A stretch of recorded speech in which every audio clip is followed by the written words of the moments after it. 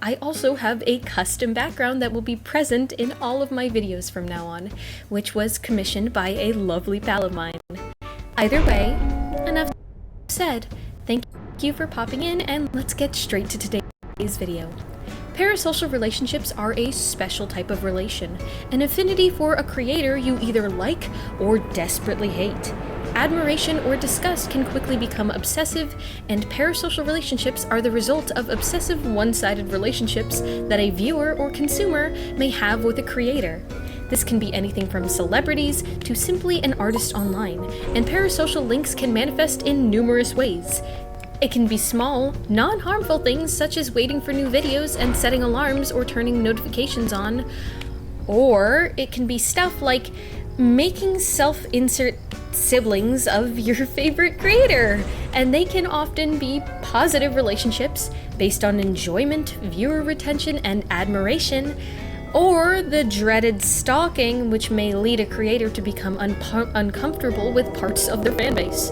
And it's been a little over a year since my first ever commentary video here on YouTube, and I have had the grace of meeting so many amazing creators and friends, as well as talented artists. But with every few interactions, there's always going to be some issues. So today, I'll be doing a little deep dive into my experience with parasocial relationships, how they affect people, and how they shape fan bases. Many months ago, when I still had my old Discord server, and before I even met my partner, there was a group of people running around my community making character AI bots of me. Now, I have always expected this to happen at some point or another, and of course, as I settled more into my own community's image, it was bound to happen. But it was a lot worse than I initially assumed.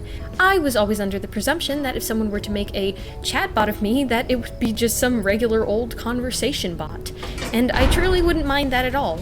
AI conversations aren't my personal thing, especially since I'm not for AI. But I always told myself if someone made an AI bot of me, it was more a sign that I had done well enough to have some sort of recognizable personality. And that always kept my spirits up. But this, of course, did not go as planned.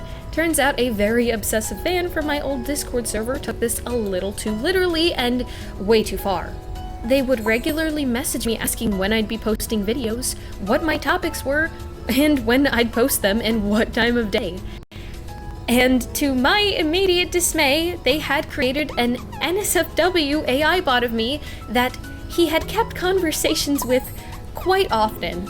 He would constantly send me his conversations with the bots and even send me the links so I could, quote, test their accuracy. And by links, I do in fact mean there were multiple bots. In fact, there were 3 in total. All fully scripted, equally off-putting, and all very disturbing. After I had got sent these bots, I was totally lost, and I had immediately brought it up to my server moderators, and the guy was promptly and rightfully banned. But he would end up joining my new server on 2 alt accounts to keep stalking my upload schedule, which was more than unnerving. And this isn't where the character AI bot saga ends, because a completely separate person would end up making an equally as weird AI chatbot of my boyfriend back when we first started dating. Now, I'm more than used to being stalked online and even followed IRL. Heck, I'm even used to being stalked in person, and so I'm much calmer in these type of situations since I'm more than used to them. But it will never fail to weird me out that as soon as me and my boyfriend started dating, people began to be highly parasocial about our relationship, to the point where it has become almost a daily chore to yell at people for saying weird stuff about us.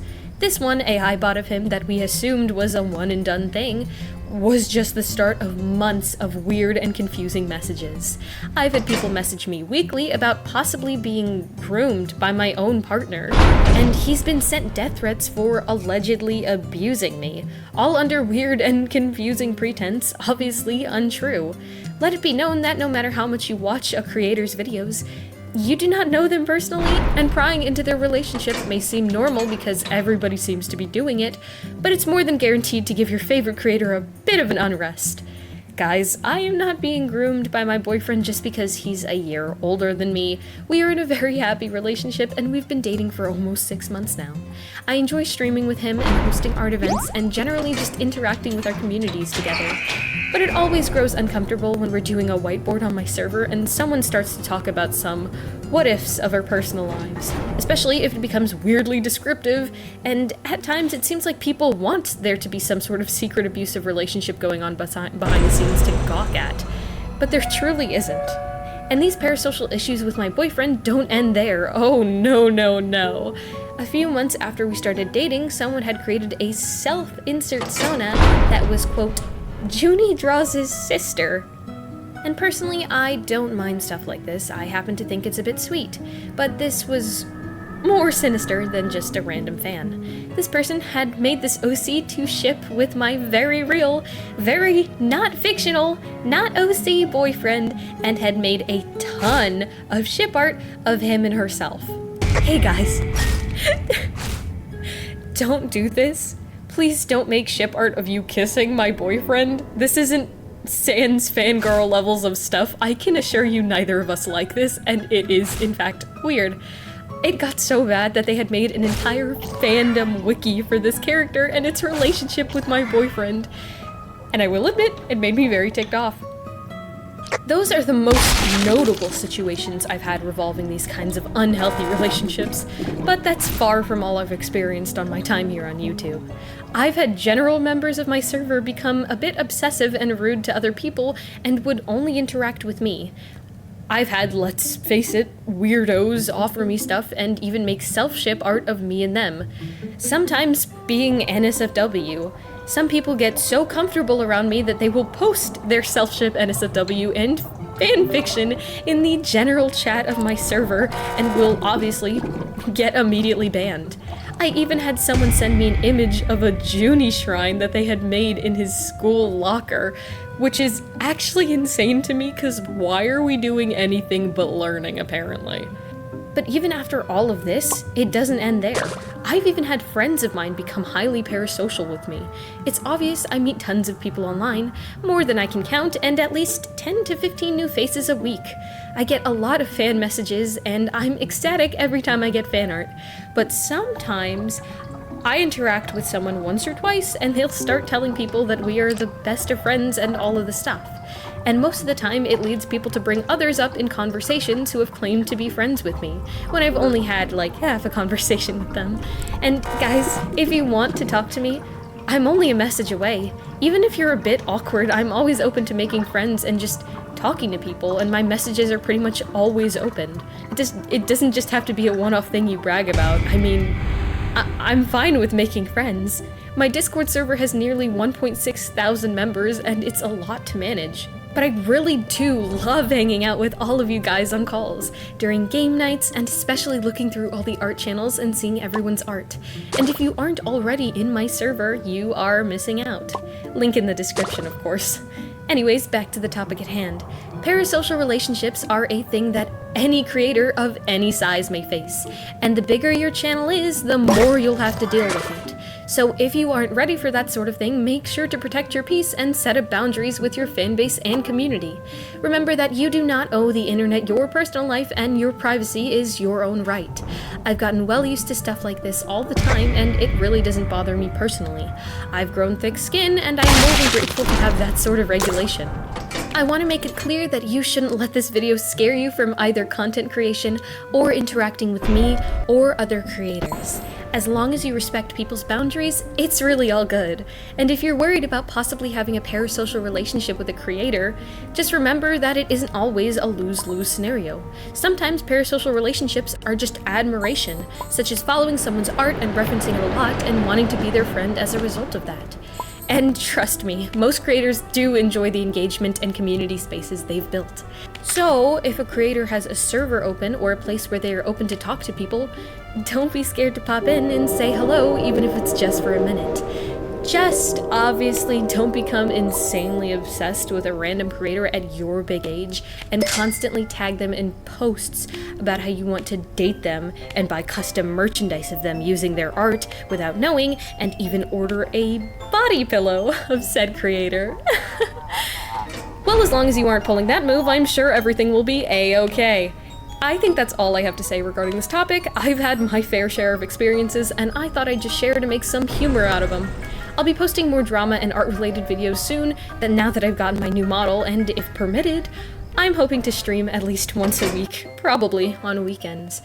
I might host some community polls for live drama to cover, or maybe even game nights or live drama bingo, which is something my friend Bree recommended. I hope to see all of you there, and make sure to subscribe. And as always, have a great day, my angels. Bye-bye! Thank you all so much for the recent fan art I've been getting. You guys are some of the most talented artists I've ever met, and we should all keep up the great work and beautiful creativity. I'd also like to mention that during my following live streams that I may be doing in the future, I will be inviting other content creators, YouTubers, and maybe even some familiar faces that you may recognize. So if you're interested in something like that, make sure to stop by. Have a great day!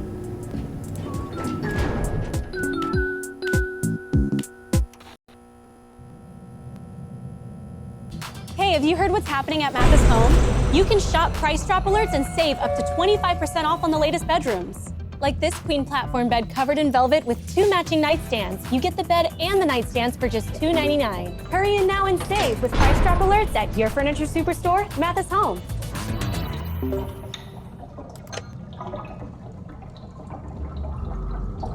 Did you know that right now you can win McDonald's for life? Yeah, you heard me. A lifelong opportunity to stuff your face full of chicken McNuggets like it's your job. All the fries that you can eat. Ice cream every day. That the machine isn't broken. The McDonald's McGold card, which provides you food for life, is awesome. There's just one catch. McDonald's expects you to die real soon.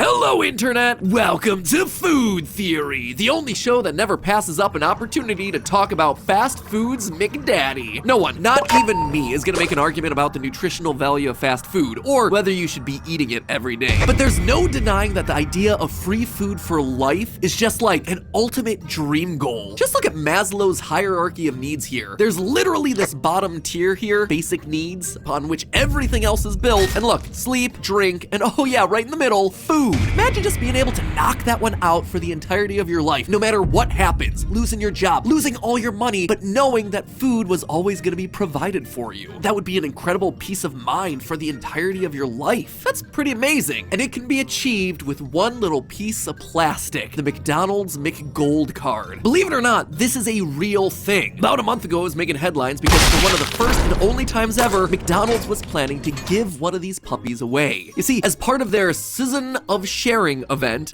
I don't know who they're trying to be trendy with that sort of spelling, McDonald's is giving lucky winners a chance to get a McGold card. And not just for themselves either, but for 3 of their friends as well. That's right, past the fries, your own theorist crew could be sharing in this greasy victory. However, because I'm a theorist, my enthusiasm